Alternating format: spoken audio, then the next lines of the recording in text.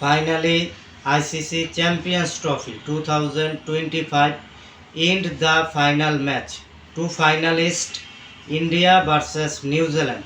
Match played at Dubai International Cricket Stadium, Dubai. New Zealand won the toss, elected to bat first. New Zealand 50 overs, 251 runs, lost by 7 wickets. Darley Mitchell is the highest scorer, 101 balls, 63 runs. Then India team best bowling spell, Kuldeep Yadav 10 overs, no maiden, 40 runs, 2 wickets taken.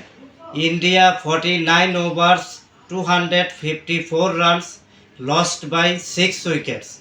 Rohit Sharma is the highest scorer, 83 balls, 76 runs. Then New Zealand team best bowling spell, Michael Bracewell 10 overs, 1 maiden, 28 runs, 2 wickets taken.